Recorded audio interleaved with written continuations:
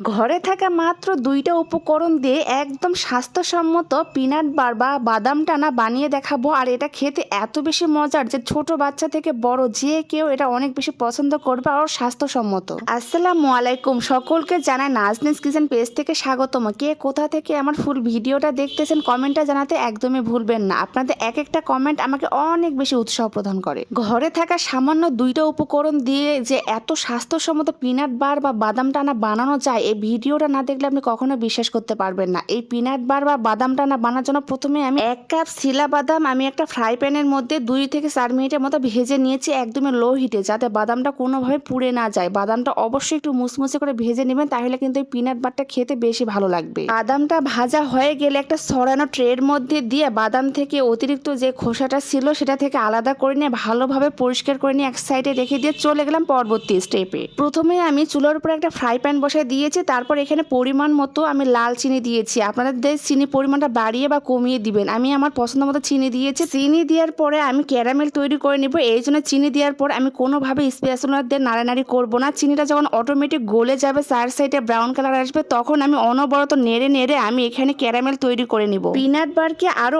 অনেক বেশি লোভনীয় করতে আমি এই ক্যারামেলের মধ্যে দিয়ে দিলাম 1 কাপ ঘি। ঘিয়ের পরিবর্তে আপনি বাটারও দিতে পারেন, তবে আমার হাতের কাছে বাটারের থেকে ঘিটা অ্যাভেলেবল ছিল, এই জন্য আমি ঘি দিয়েছি 1 টেবিল চামচ। দেওয়ার পর অনবরত মিক্সড করে নেব ক্যারামেলের সঙ্গে। বাসায় তৈরি পিনাট বার 100% হতে গেলে অবশ্যই সিক্রেট মশলাটা অ্যাড করে দিবেন। এই ক্যারামেলের মধ্যে আমি 1 টেবিল চামচ দিয়ে দিলাম বেকিং সোডা। ক্যারামেলের মধ্যে 1 চিমটি বেকিং সোডা দেওয়ার ফলে এই পিনাট বারটা কিন্তু অনেক বেশি লোভনীয় হবে। অবশ্যই আপনি এখানে 1 চিমটি বেকিং সোডা দিবেন, তাহলে কিন্তু খেতে বেশি ভালো লাগবে। তারপর এখানে মিষ্টি খাদ্যের মধ্যে সামান্য একটু লবণ দিলে বেশি ভালো লাগে, এই জন্য আমি লবণ দিয়ে ভালোভাবে সবগুলো উপকরণ মিক্সড করে নিয়েছি। আর অবশ্যই এই ক্যারামেলটা তৈরির সময় লো হিটে রাখবেন চুলাটা, তাহলে কিন্তু ক্যারামেলটা পুড়ে যাবে না, খেতে বেশি ভালো লাগবে। তারপর একদমই পারফেক্টলি ভাবে ক্যারামেল তৈরি হয়ে গিয়েছে। এই পর্যায়ে আমি আগে থেকে যে বাদামগুলো পরিষ্কার করে রেখেছিলাম, সেই পরিষ্কার করা বাদামগুলো দিয়েছি ক্যারামেলের মধ্যে। তারপর সবগুলো উপকরণ ভালোভাবে মিক্সড করে নিয়েছি। পিনাট বার সেট করার জন্য প্রথমে আমি একটা ছড়ানো ট্রের মধ্যে ঘি ব্রাশ করে নিয়েছি। সেই ঘি ব্রাশ করা ট্রের মধ্যে পিনাট বারটা ঢেলে দিয়েছি গরম থাকা অবস্থায়। এ পর্যায়ে গরম থাকা অবস্থায় একটা ছুরির সাহায্যে আমি আমার পছন্দ মতো শেপ দিয়েছি। এই কাজটা অবশ্যই গরম থাকা অবস্থায় করবেন, কারণ ঠান্ডা হয়ে গেলে এটা ভেঙে যাওয়ার সম্ভাবনা